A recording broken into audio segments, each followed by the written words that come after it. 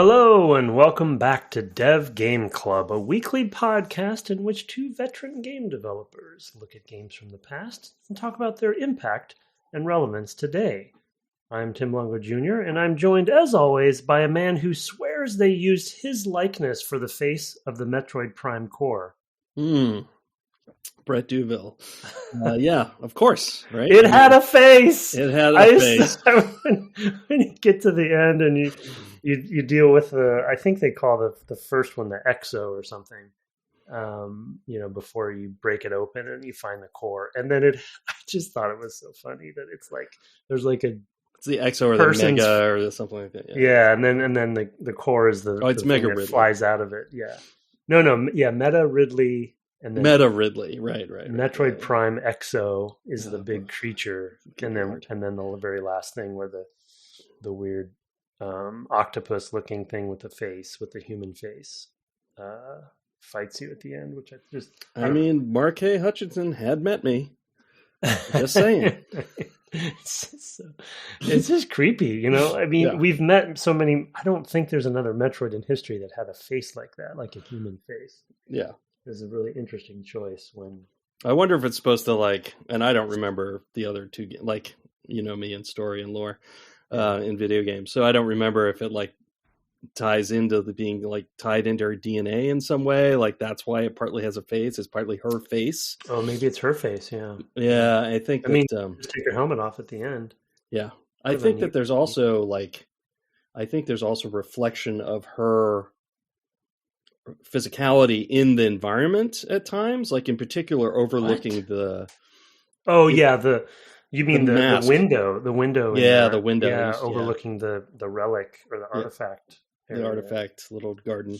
That's her visor. Very clever. Sure. Very clever, but it's also wings. If you go out and look up, you can see that there's the bird, and so it's the wings of the bird, and so it works on multiple levels. But we of course are talking about Metroid Prime. We may not have mentioned that yet. I skipped that part. We are. This is actually our final regular ep on it. Thanks for giving me a break last week.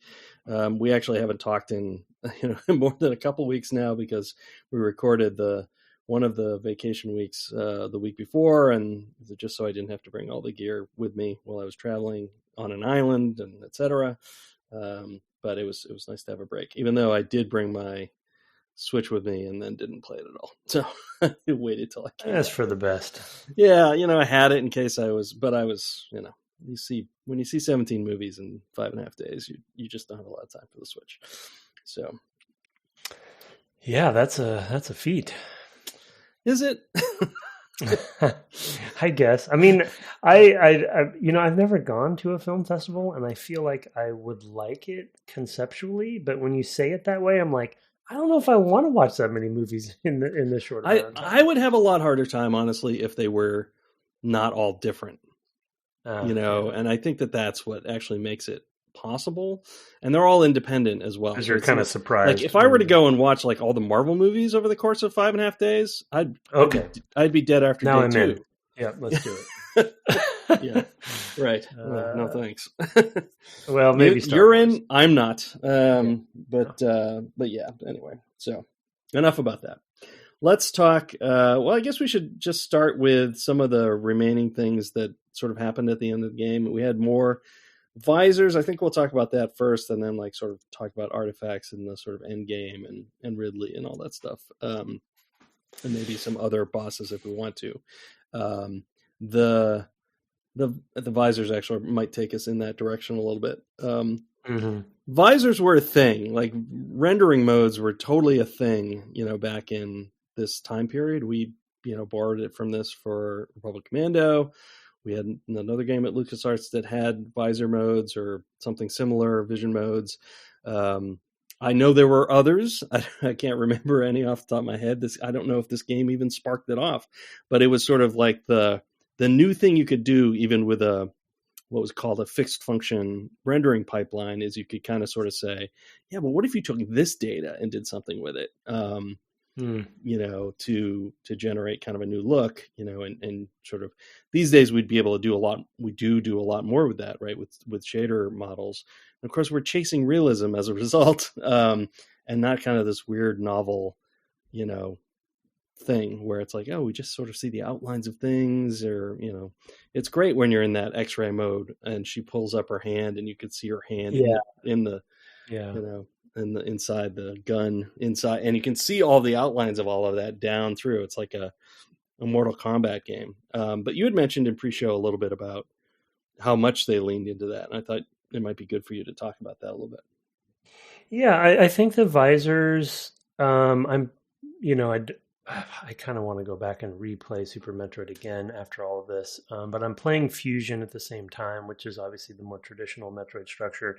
But the visors in Prime, the reason I bring up Fusion is because it reminds me that when it comes to like a new concept that changes the way you think of a Metroid game, those are kind of few and far between at this point. And we'll talk about this, for me at least. I think both of us in takeaways, I'm sure. But, we know when you started Prime back when it came out in the day, you're like, okay, there's going to be different weapons. There's going to be weapons that I'm familiar with, like the plasma ray, plasma beam. In fact, all of them are ones Wave. Yeah, the Wave is returned. They're all returns, right? Yep.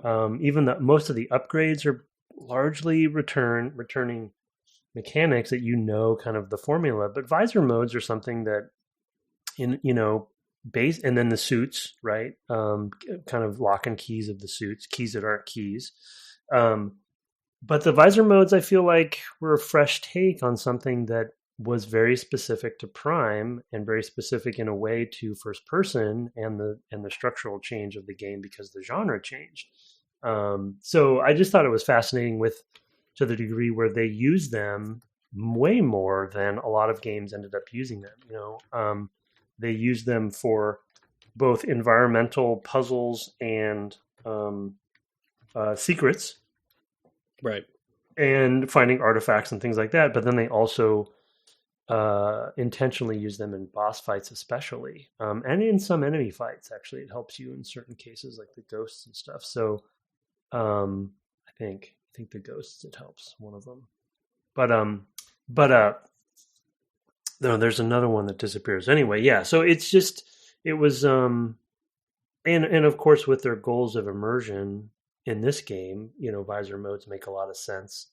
Arkham is probably another good modern example, right? That Arkham games that really leaned into that augmentation because of the detective element. And I feel like this game, because of the scanning, which is hypothetically another visor mode, it makes you feel a lot more detective-y and a lot more puzzle solvy, in that, and that'll rope into my one of my takeaways too. But I just really appreciated how much that they chose to think through. Once I have an X-ray, they with X-ray they probably could have gone even further. I think, because I definitely scoured the world all over again using the X-ray, hoping that I would find some secret rooms and stuff, jump things. Yeah, but it didn't. Audio is that, and for me, the audio ended up being way more important than that. But they still did it a few times. What is this audio that you're talking about? Because I tried going near things and literally okay, I'm not going to pick this up. What is the audio he's hearing? What are you talking about? Every hidden object, including the artifacts, has audio on it. So if you are if you're in a room, I must have had to double my volume again or something, because I just could not. Huh? That's weird. Or maybe you just thought it was maybe you thought it was something else. I don't know. I mean, if I was in visor modes, I would hear things if you're in the X-ray mode, you can. They have some ambient. Yeah, some ambient. But I could not hear an obvious sound. I don't know. I probably need to go back and just go to one. There's one right at the beginning, once you're first on the planet. If you just restart the game, there's that one that's under that ledge or whatever. It's right behind the ship. Yeah. It's crazy that you played without it, because I would make note of things when I heard them. I made note of things I could see, right? And there were a lot of places where I just could kind of intuit, but I didn't end up with a huge. I ended up with 75% of the items or something. So most of them, most of what I would have found, I think, would have been missile upgrades. There was only one energy tank left for me to find, and I was like, well, it's not worth it to me. Yeah, like, same for me. Yeah. I ended up being, I think I was over 80. Yeah, I did. Back in the day, I 100%ed both, so I was like, I'm not gonna go through that again. The notable things I didn't find were that I'm pretty sure the space boots are in this game. Oh, interesting. Wait, space boots? Where you can jump, just keep jumping forever. Yeah. Oh, really? I think so, but maybe they only come in 2, so it's possible I'm just like that sounds like a breaker, a game breaker on that one. But and then I didn't find there must be a super missile equivalent for the plasma gun. That's the only one I didn't find. The flamethrower. No, the flamethrower is for the heat gun. The plasma is the purple. It's the second one you get. You start off with the power, and then you get. You're talking about the wave. Okay, the wave. Plasma is the heat one. Yeah. Sorry, the wave is the purple one. Yeah. Yeah, it's like I did get it. It's like an electrical. It's like a Ghostbuster gun. You kind of wave it around, and it shoots electricity at things, and it uses missile ammo. Yeah, just like the flamethrower. Yeah, it's basically flamethrower, but electrical. Okay. Yeah, so I didn't, that one I didn't find. I found the other ones like, oh, cool, and then never used them. I might have used the ice spreader a couple times because there were rooms with like, several ice pirates in them, and I'd be like, oh, cool. Yeah, that was good. Yeah, that one room with like 6 or so. Yeah. So to give you an example, just really quick, not that you wouldn't go back and do this, but we should talk about it because I think audio. It's really interesting that it was so critical critical. I used it a lot, right? Obviously, you can finish the game without it. But do you remember in the Space Pirate section where there's the one artifact that ends up being in a tower that sort of looks almost like outside of the map? Oh, yeah. Up above. So right, you can shoot it and it falls and you can get to it. And then when I went through that room the first time, you can hear the artifact on the other side of the wall. Really?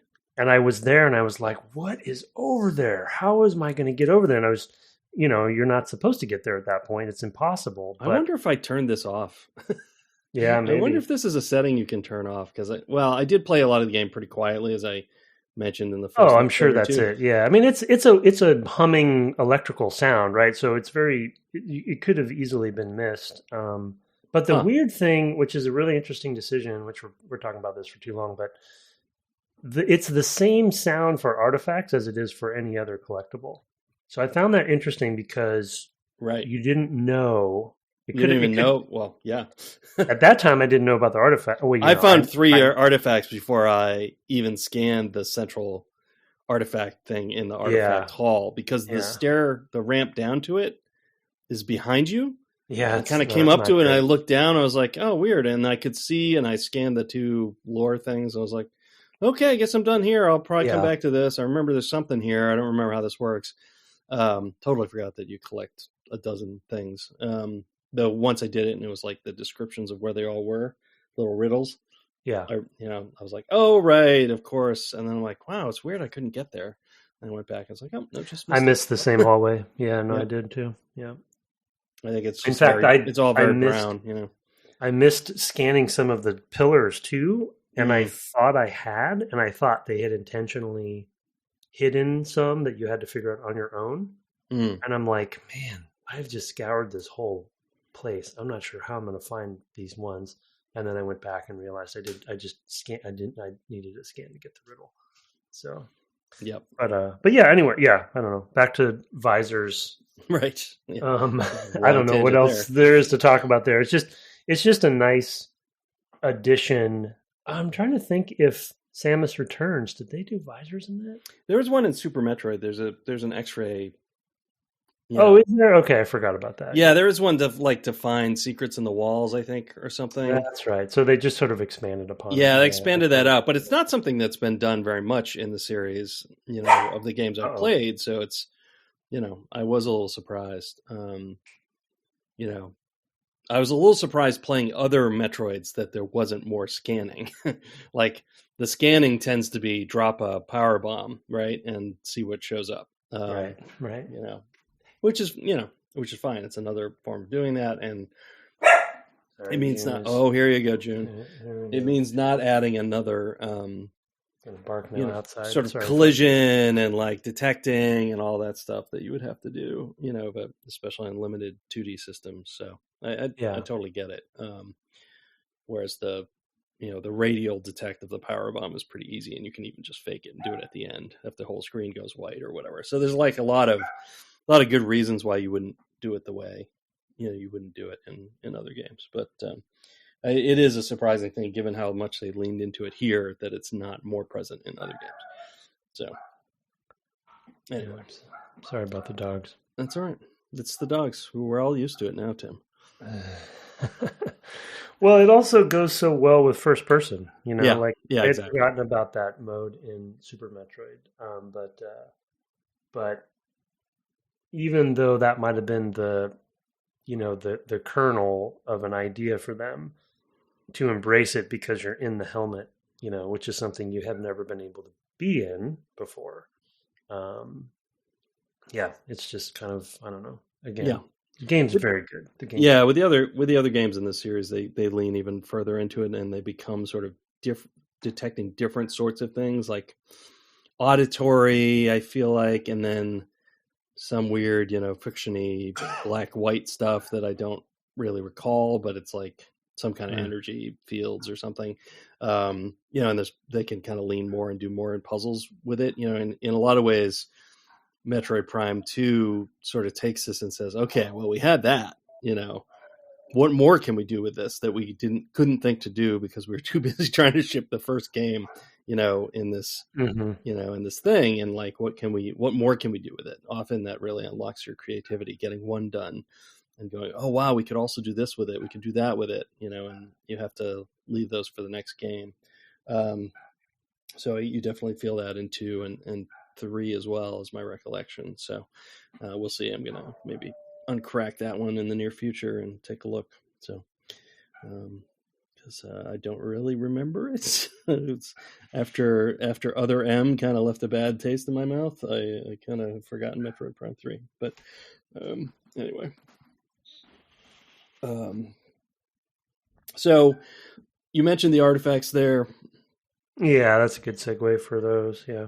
Because it is such a strange thing where it's like this whole game where you've kind of been going over the whole map, scouring, finding the new path, and maybe a bunch of unlockables along the way, or bonuses or whatever, missile power-ups, etc. And then to come to a point where you're like, oh yeah, now you need to go everywhere again.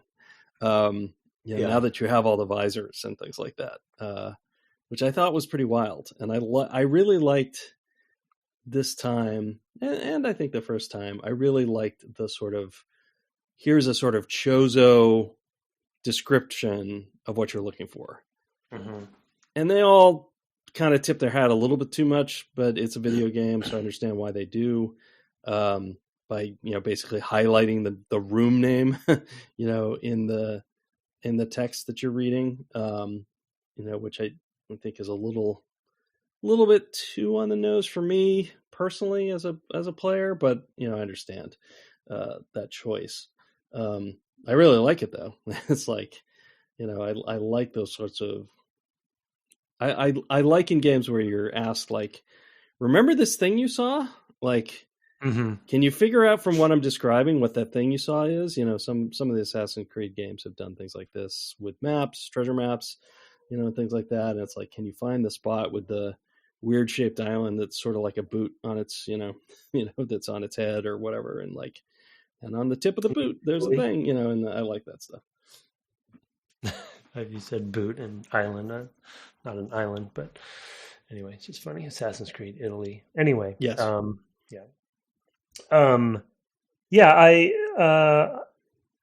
definitely liked it as well, and I think it's a generally a good solution to the challenge that they would have at this point of how do you push the player through the content again and give them another layer of content before getting them to the end. I think my final hour count was only 21 hours or something. So oh wow, so was mine. Oh, was it? Yeah. Well, I guess that doesn't count retries, right? So It's just playtime. I think that's just what you had to retry. Yeah. Okay. Yeah, that's I did have to retry. We'll talk about Ridley in a minute. Yeah. But so I'm kind of two minds of it, because on the one hand, I know there's a side of me that knows why they added, the kind of from a content perspective, potentially production perspective, potentially about why they added the necessity to go through the process of getting the artifacts at that point. And like you said, you can find them along the way to some degree as you're getting all the different locks and keys via the abilities and weapons and things and suits. But I did also enjoy it, and we've talked about it in many of the games we've played, where there's this sort of sense of mastery of the world over time. And because of the sense of empowerment that Metroidvania games give you once you get all of the gadgets and the tools, and late game, you have that feeling of you can do anything, to then go and have a reason to do anything, and to kind of like, test your metal on finding each of the things, even though finding the location for them is easy once you have the clues. There's still this sense of like, I'm the master of this world now, right? Mm-hmm. And I have a task, right? The reason I bring up that it's kind of a little bit, I'm of two minds of it, is again to compare it to Fusion a little bit, because it's on my mind. One of the things that they do in Fusion to extend the game is almost like a worse version of this in a way, and that's where I appreciate the artifacts a little bit more, even though the artifacts are a little on the nose as far as like a design way to get you to play more of the game. But like in Fusion, there's a lot of moving of the goalpost where you think you're getting close, and then they have a new, right. Oh no, you've got to go back to Sector 5. The such and such containment unit is busted. There's no oxygen. Exactly. Yeah. There's something to fix, right? You're on the space station or whatever. And so at least with the artifacts, there's 12 of them, they're hidden around. There's sort of this detective hunting and pecking of figuring out where they are, and then going to that place. The retread is definitely a pain in this game. You long for fast travel at times, and it's not really, that's pretty antithetical to Metroid games. Right. But I actually think that Samus Returns does handle that pretty well. I feel like they did have some sort of fast travel-y kind of thing. Anyway, there's a compromise in there for modern games, but this isn't a modern game. So yeah, I appreciated the artifacts, and I think because of the sense of empowerment, and because of the moments, like I mentioned, that tower, those moments when you go back to a place that you had maybe been quite a few times, and I love those moments where you're like, oh, there was an thing artifact here all the time, and you're like, okay, I'm going to get it now. And that tower one is one memorable one for me, because it did break kind of a little bit of the rule of like, it was outside of what you thought the play space was, which is both tricky but also cool. And then the toppled tower ends up being your path to get back into the main path, and so that was a great example. But yeah. I mean, for me, I think that the thing that the artifacts do really is to accentuate that. One of the main things you do in this game, it's something we commented on from the very beginning, is like you scan stuff, right? And you're scanning it, you're getting this kind of lore, sometimes gameplay hints, about particular creatures, like they're weak to this or that or the other thing, especially with bosses, which I think really actually kind of give up. In many cases are like, yeah, just do this thing. Like it's just straight up tells you, like, especially with the final boss, those are very given away by the descriptors, but in a way that I don't think earlier games would have done it in the series.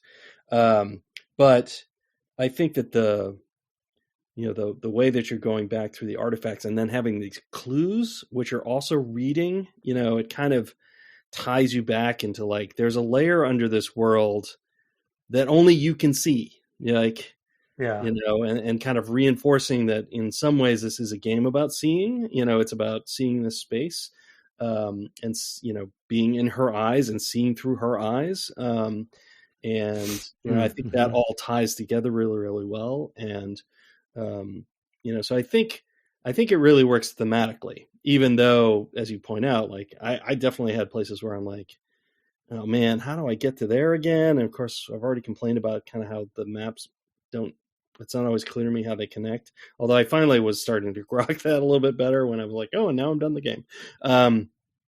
But definitely times where I'm like, okay, how can I get to there from, what's the quickest? Yeah, that part is really quite terrible. Did they improve that in the other games at all? Not that I necessarily recall. I mean, I really don't remember, to be honest. Like they all kind of blur together from that standpoint. If they did it all, it would have been probably in the third one more than the second one. So I can't really comment because I don't remember that game at all.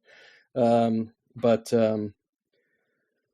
yeah, I mean, that's definitely with that sort of exception of like trying to get to a place, like getting to the great tree at the top.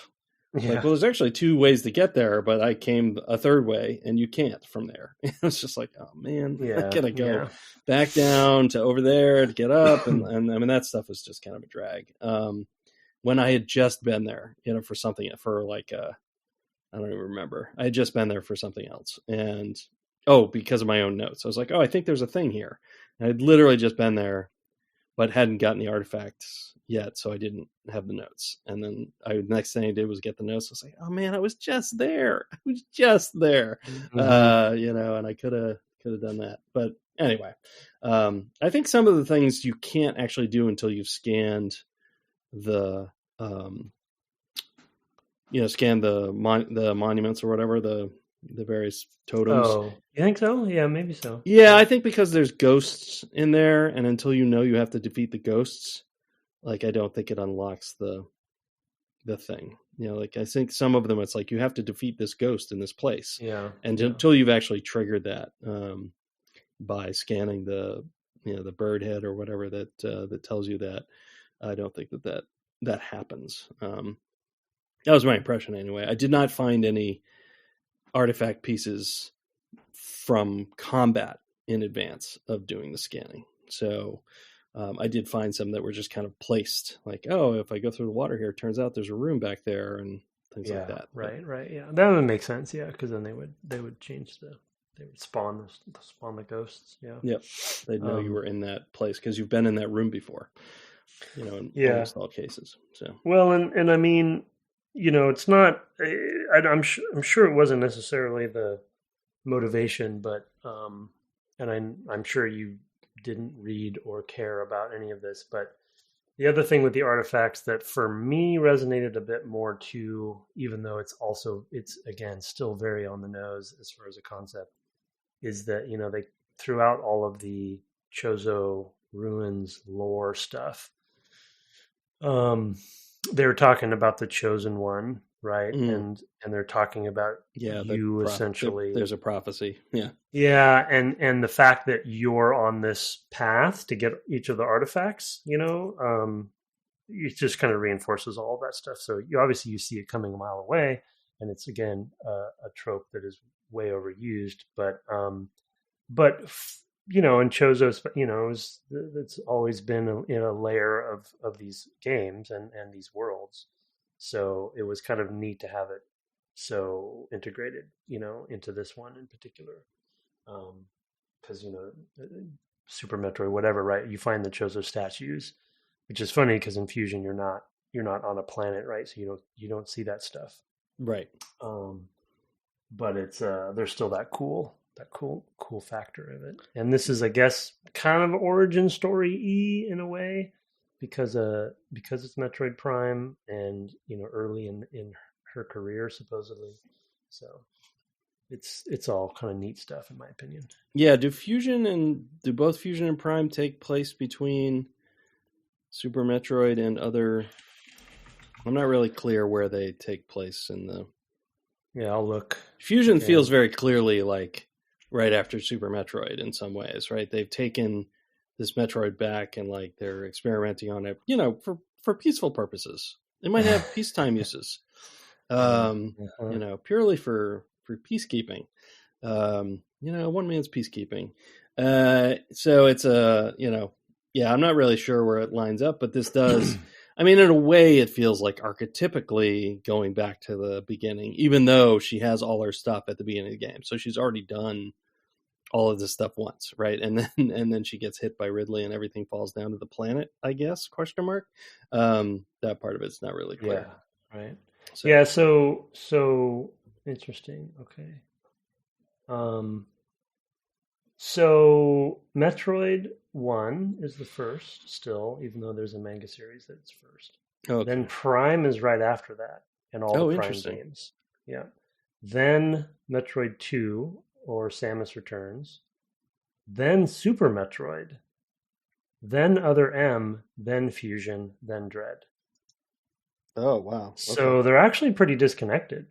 Prime and Super Metroid are pretty far apart, and Fusion is after Super Metroid. So okay, yeah, they're further apart than I thought. Okay, yeah. All right. Well, I'm not sure. But Metroid 1, my memory is fairly.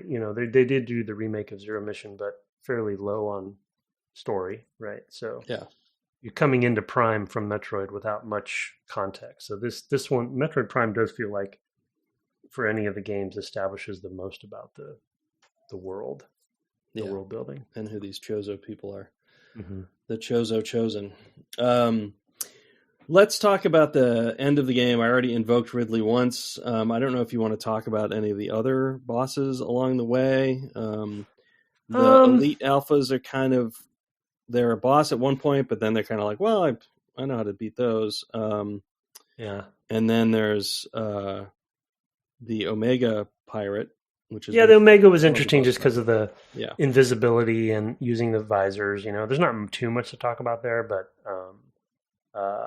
I thought that was kind of, and again, the scan tells you everything you need to know, I think, in there too. Yeah, it's going to go invisible, and that's a good time to hit it because it's not invincible anymore. It's like, that is a good time to hit it. You're right. It also has the sort of Thardus quality, right, where you have to hit specific spots on it. Yeah, right. Yeah, and so it kind of ties together with the other enemies that way. And the way you get the Phazon suit, it's funny. It's very good. I actually did a sketch of that scene in my sketchbook. Oh, really? Yeah, I really like it because she's like standing there and her arms up, and like it's starting to slump, and you're like, where's she gonna go? Yeah, that's pretty good. I like that a lot.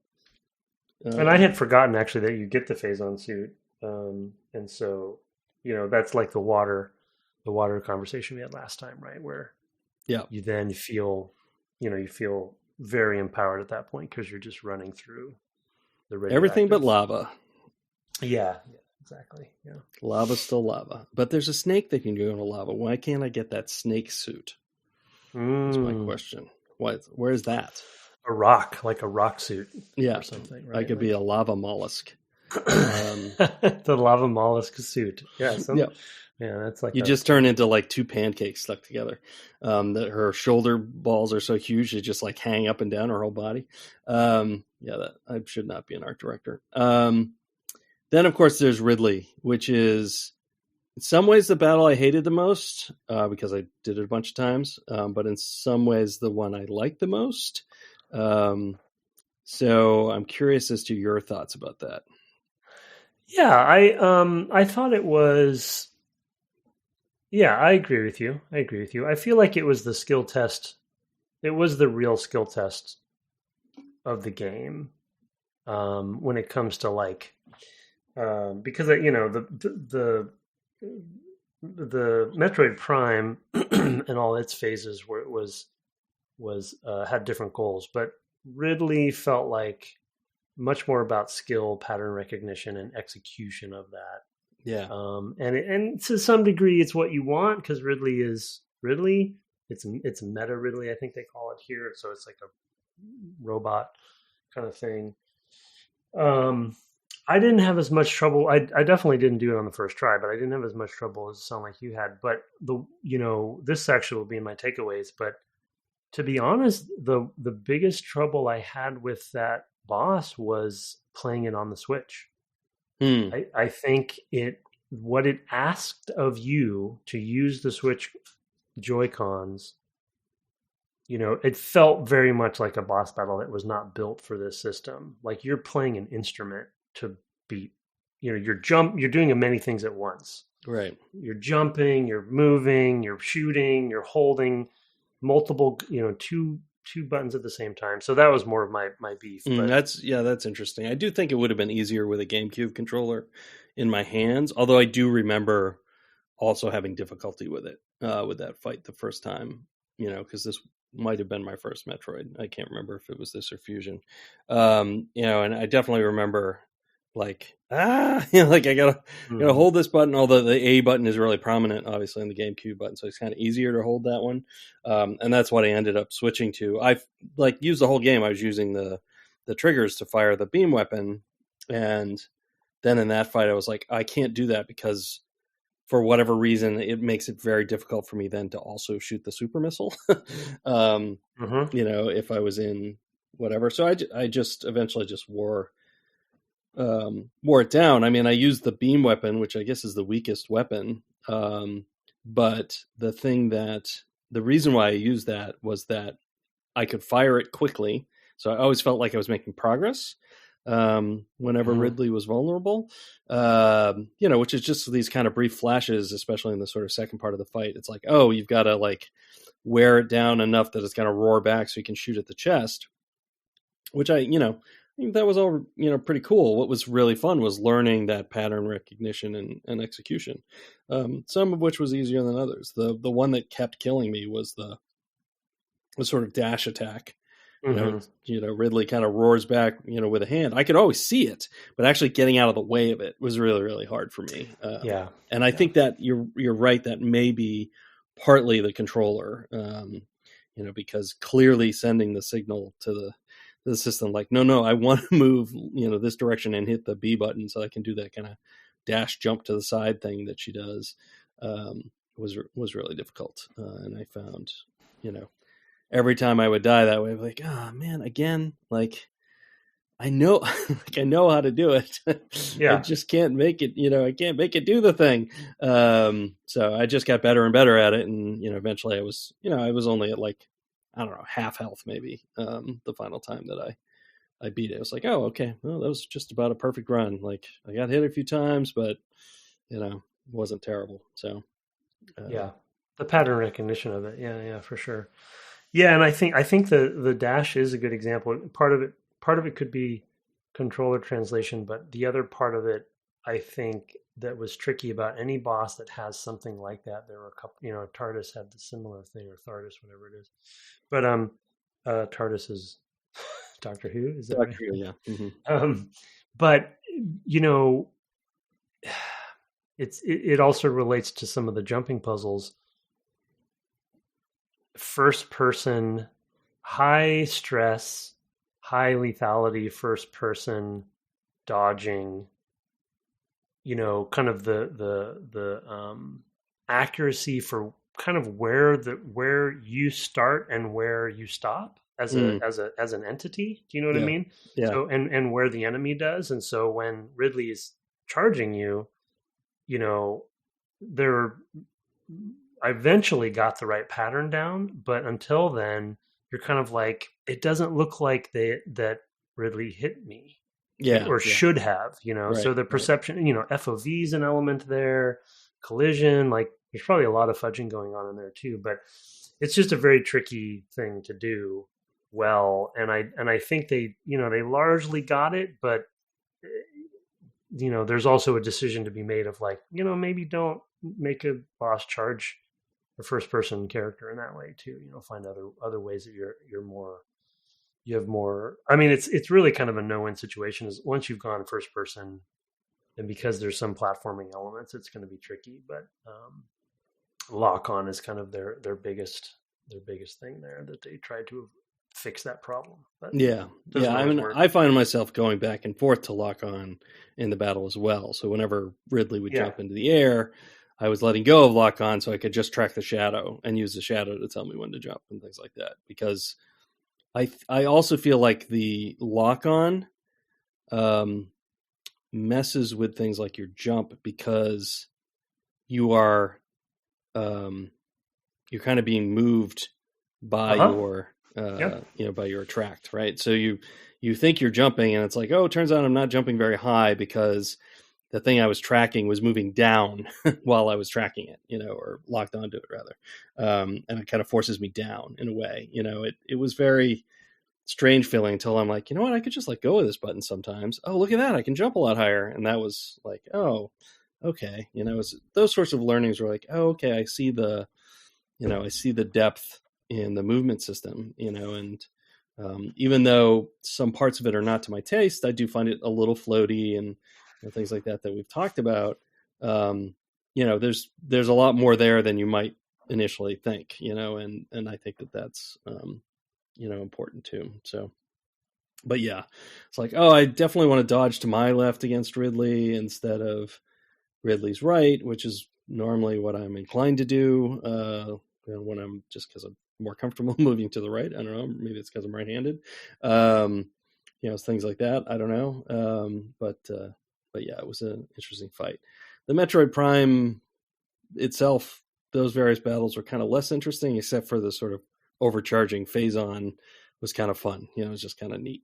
Oh yeah, I'm super cool now. I can channel a phase-on through my phase-on suit. And just like there's a little bit more of that, I think, in 2 is my recollection as well. Because there's a dark Samus in that one as well.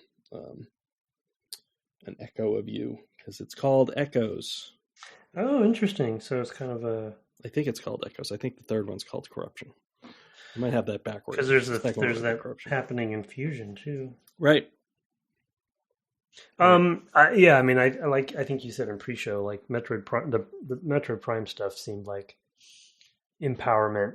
They definitely, the spikes seemed to be Ridley, and then especially with the overcharged phase-on stuff, that was like end on a high note kind of stuff. Yeah. You're just like blasting something and you see its bar go down really fast. I mean, obviously at that point you've also gone through multiple phases of the exo thing, so they better give it. They don't want you to have to do it again if you don't have to. Yeah, and the other thing too is that when you're into the one that changes the different colors, whatever that one's called, you at that point it's actually firing things that are going to yield health and resources of different kinds. So it's like, and at that point I was only using the beam weapon, so it's like, well, I don't need any missiles, so it keeps giving me health. So I just kind of like, was really never in any trouble at all.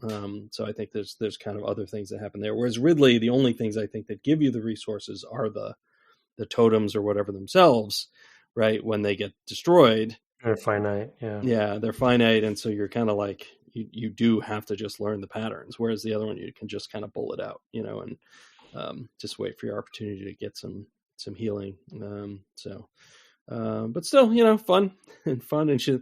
And then I was so terrified at the very end. I was like, you only have a short time to escape. I was like, oh no.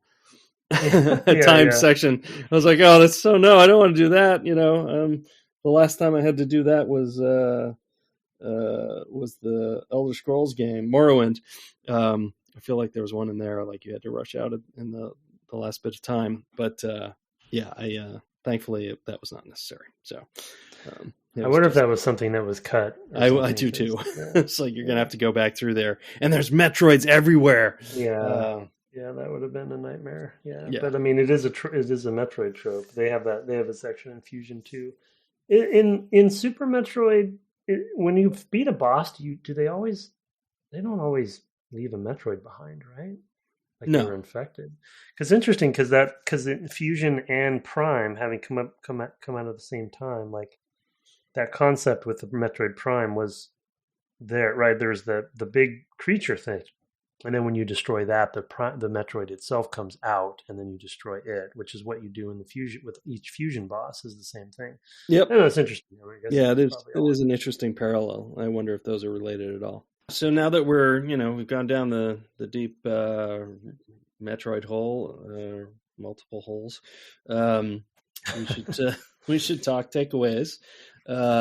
We are, of course, at the end of a series, so it's time for our takeaways, and I will, of course, as always, yield first to you, sir, because that's just how we roll over here. Yeah, I mean, the first takeaway is obvious. We'll both have it probably, and it's kind of a macro takeaway that has a few things, below it, in my opinion. But I just called it, the um, translation into a new genre, and it's kind of what it's one of the things that Metroid Prime is known for, of course. Taking a storied franchise and translating it. The expectations that come with that, it's a weird situation because there's expectations on both sides. There's expectations on what a Metroid game is, and we talked a lot about that throughout the series of like how do you maintain the structure of a Metroid game when you're not in the same perspective that you're used to, and how they solved it.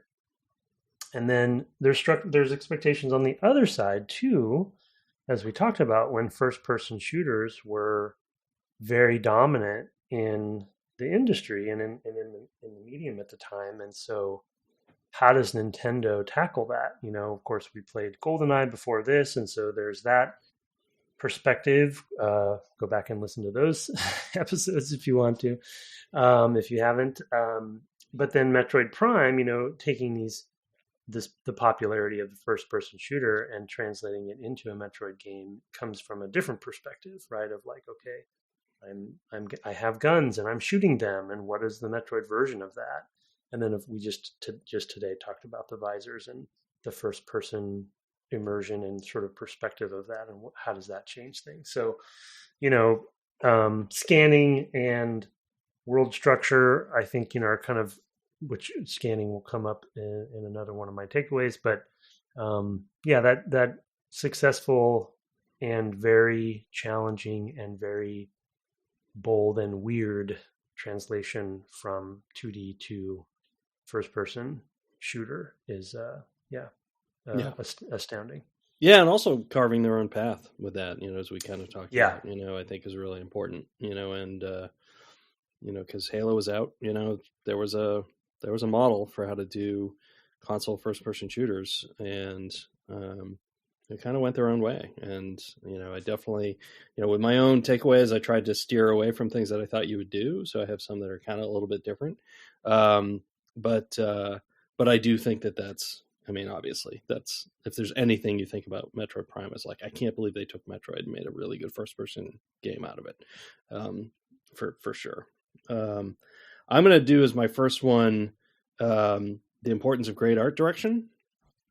I think that this game, we've played the remaster, and the remaster, of course, is higher res and etc. But having played Metroid Prime 2 just a few years ago, in 480, I guess P, at the time, because I was playing on the Wii, they automatically put stuff in progressive mode. But it looked really good. It just looked really, really good. I'm not a pixel counter myself, but I do think that the original game, even though we're not playing the original game, and this definitely is better, but it could only still look like the same game and look this good if the original art direction, was so strong. And I really think that it is. I think that these spaces are really built in such a way, and the sort of texture choices and sort of the color palettes, also a lot of the sort of shape language and like the silhouetting on enemies is great. Like there's just a ton of stuff. Of course, that ties into some vision mode stuff as well. It's like, but all of that had to really, really work together to make the thing stand out. And it was an incredibly beautiful game on the GameCube, in my opinion. I think it still looks great, but I think you can play the original GameCube version and still be like, wow, that looks really good. And that's not true of a ton of games at that time. It's not, it's still somewhat realistic, right? So it's doing a lot of really interesting things. There's this little sheen of a shield around her, that was in the original game, and it's been touched up and it's being done probably in a different way, et cetera. But, because we're not fixed function pipelines anymore, but whatever, they're basically chasing to try to make it look and refer to the original look, as much as possible, and kudos to the remastering team for doing that, because I think they nailed that.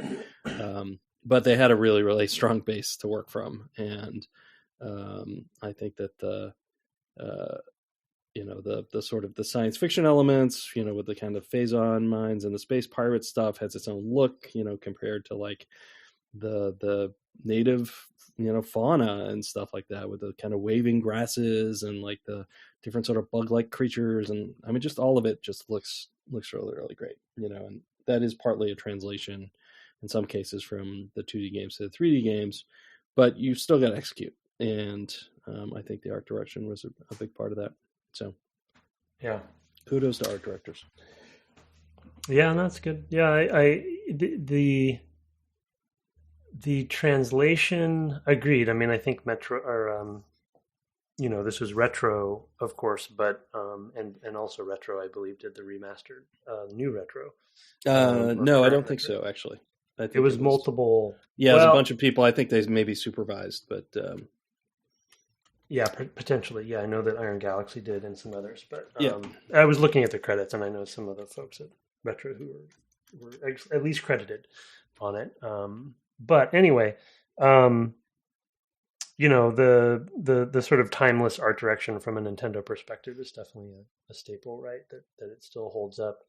I think the other thing for art direction for me is that, this is the first time that we're actually getting to really live in a Metroid space, because the 2D games were so abstracted, right, before this. Mm-hmm. And so it's just it's cool to be in a space pirate ship, and have it be fully rendered and feel cool and immersive and stuff. So I that translation could have gone horribly wrong. Yeah. For sure. How about a second one for you? Yeah, my second one is I don't know. I wasn't sure how to summarize it, but I'm gonna call it the importance of information. And that it has a couple different things for me. One is it relates to the first one as far as translating it to a first-person game, but visor modes, scanning, of course, became a thing after this game. A lot of games used it ever since, and maybe we can't totally credit scanning to Metroid Prime, but it was one of the prominent ones. And some of this is coming a little bit from playing Fusion, where having a at the time a modern remake, or a modern retro remake of a 2D Metroid game having come out at the same time on the Game Boy Advance, and how differently they deal with giving players clues about what to do. And here it's very much like, it's obviously they hit you over the head with it with the scanning, but because of the translation into 3D and into first person, it's pretty necessary, because the worlds are so much richer. You can, you have 360 degree, essentially it's not 2D anymore. So, the thing you need to do could be anywhere in a room, and the extra burden that would cause on visual language if you didn't have scanning or didn't have visor modes, and how they chose to, from a usability standpoint, they chose to be very direct about it and give people the clues, hit them over the head kind of with it, as long as you are scanning. I'm sure, it'd be interesting. I'm sure there's somebody out there has done some sort of YouTube video about playing this game without scan mode. And if there was a different experience, for them, but it's pretty much required, I think. And well, yeah, I mean, there's stuff you literally, there's lock and keys for it. Yeah. But I mean, also aside just from that, clues. Yeah. So, and the importance of information is the same for a 2D Metroid game. It's just the way that they handled it here was such a interesting pivot, like we talked about before. So yeah, that's my second one. Yeah, the one I'm gonna, and again, this could apply to really any game that's this good, but I think it really shines in this, is that the just the sheer importance of craftsmanship in making games. Like, so many things just feel so good in this game. The audio environment is so good. despite the fact that apparently there's some critical information I can't hear. But with very few exceptions, the craftsmanship is just extraordinary, and they're getting so much out of that machine in this game that takes craftsmanship across the board. That is not that's not just on the engineers, that's on everybody to kind of make that work. And the level design and like the thoughtfulness of the sort of systemic design and how that interacts with the level design, like we talked with the water, like all of this is just a high degree of craft. And, I'm sure this took them a while to get done. As you had pointed out, I think on an earlier episode, like there's somebody who will never talk about this game out there.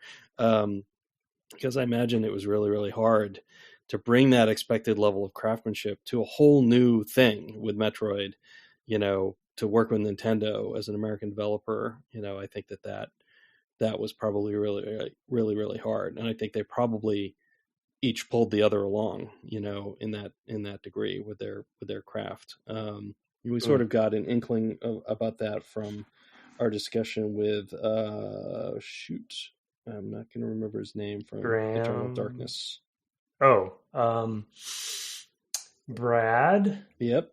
Furminger? That's the one. Well done. Wow. Me asking you for... Yeah, that's a rare... This is posterity now. It's recorded for posterity. That's right. I'll just erase that from the... just insert my own audio here. Yeah. I'll just rewrite history. Over it. It's not that you forget, Tim. It's just that I erase it all. Yeah, anyway, so that, I can definitely imagine that there were a lot of conversations, right? I mean, they went from 4 games down to 1 so they could make this game, right? And so they were taking the best of their studio to put at it. And that's all just, I think that really, really comes across. I mentioned the art direction specifically, but, this is kind of the follow-up point of like, okay, yeah, but then you also had to execute everything perfectly, or near perfectly. Even if not everything is exactly to my taste, with the physics and things still, I think it really nails it. I'm going to have you do one more because I've been basically agreeing with yours. I was trying to find ones that are kind of out of left field, and then maybe we'll wrap because I know we're running up on time. My last one is out of left field, and it's a bit silly and weird and selfish, and I think I've already alluded to it, but not selfish, but unique to the way we played it, which is unfair, is what I guess I'll say. But we've talked about it pretty much, I think, with every Nintendo game we played, to be honest. But the controller matters. Yeah. And there's different ways to design, and when you're making a multi-platform game, the way you develop for a multi-platform game has a lot of different considerations for your input devices, and you have to both split your focus, but also be more general with the way you design, and all sorts of things come with multi-platform. When you're single platform, Nintendo's the best at committing to the bit, so to speak, right? Of like, okay, we have made a controller for this platform that does this. That is different from all the other controllers on that generation. Yeah, we're innovating in this way. And, then they have the challenge of translating one of their own games to a different one of their own consoles that does not have the same control input. And that happens to them every generation because they usually do at least some ports, right, from one generation to another. Oh, yeah. It's a big part of their business. And so, I think this game is not as good on the Switch from a control perspective. The remastered version is a wonderful, version visually in every other way. And I think that the remastered team, did the best they could, a stellar job with what tools they had. What I mean by tools is the controller. But, at the end of the day, it just wasn't meant to be played with this one. And so it's not a knock against the game as much as to say the controller really does matter quite a bit for Nintendo games. And I felt multiple times, I mentioned the Ridley fight, almost every boss fight, I feel like to some degree I felt it. I felt multiple times where I'm like, yeah, my hands, I don't think if they would have designed this game from scratch for the Switch, they would have made the same decisions. Because my hands should not need to do what they're doing right now. Yep, they're trying to sell you that Pro controller or whatever. Maybe is there a GameCube one? Like there is, yeah. There are GameCube Switch. Not I don't they're not official. I don't think they're official, okay. But yeah, but there's some retro ones that I know some friends have gotten and swear by, especially for the ports. But even the Pro controller I think would have been better. And there were multiple times when I played handheld the whole time, but it's almost like more of a pain in the butt to just go to a TV. So I never did it, but there were times when I'm like, oh, this would be so much easier if I got the Pro controller out. But you don't really want that feeling to be there. Yeah, with their it's not their on the go, controller. It's not the fault of a remaster team or whatever. There's no. Yeah, limitations there, but it is it's part of their business practices, and that's something they've always done. I mean, one of the things is that they've always chosen, especially for their sort of first party or second party games, like styles of rendering and things that will be easy to emulate or repeat, and then the controller part is the part that they can't easily do, and they never do. So yeah, it's a problem with preservation for sure, and one that bites us every now and again. And well, you're right. Games in particular, you're right too. It's so funny that it is such a part of their business model that they do ports, right? Because they have these evergreen games. I mean, Super Metroid has been on so many platforms at this point, right? Yeah. But yet, and they make some allowances, right? There's sort of D-pads on every one of their controllers, in some cases, better or worse. But it's just interesting that it is a core part of it, but yet they don't always accommodate, that in their controllers. They don't look back, basically, for the most part. I mean, the Joy-Cons have waggle in them, so you could see that that's part of holdover from Wii, maybe, but it wasn't the motivation. I'm sure was not for ports. It was for wanting to do things with accelerometers and things. Yeah, for sure. Yep. I mean, one of their first games was like the Everybody Switch or whatever, right? Or whatever it was called, right? Here's this wacky controller. Let's do some weird mini games with it. Kind of, yeah. They definitely always have something like that going. And then they made like that. What was it called? The Labo or something like that? Oh yeah, I forgot about kinds that. Of weird stuff. Yeah. Anyway, that is us on Metroid Prime. We will catch up with your emails in the future. We have a few. They're good. A lot of questions though, so we definitely wouldn't be able to fit it all in tonight. And Tim's got a meeting shortly. Send us your reviews though. Haven't seen one of those in a while. I do have a singing review, tucked away somewhere. I gotta get to that one of these. We'll get there. Relearn that song. But you can send stuff to devgameclub@gmail.com. If we haven't found your review somewhere, we'd love to read it on air. You can find us on the web at devgameclub.com, on Twitter at devgameclub, where you can also find my co-host at Tim Longo Jr. with the JR at the end. Someday we may Twitch again. No promises. I'm not even going to tell you what his link is because, it's in the show notes, whatever. As is our Discord link. So I've been putting that in the show notes lately. So if you'd like to come and join our very fun community, I recommend it. I try to check in there at least 2 or 3 times a week, often every day. It's really fun to have a chat with those folks. It's a good group. We've got maybe 5 to 7% of our listenership there, so it's come join us. Our intro and outro music was written and performed by Kirk Hamilton, commissioned by friend of the cast Aaron Evers, and our logo, of course, as well as our merch store and the setup of that and some of the administration of that Discord are by Mark Garcia. Have fun going down a hole, to go down another hole, to go down even more holes this week. And good night. Good night.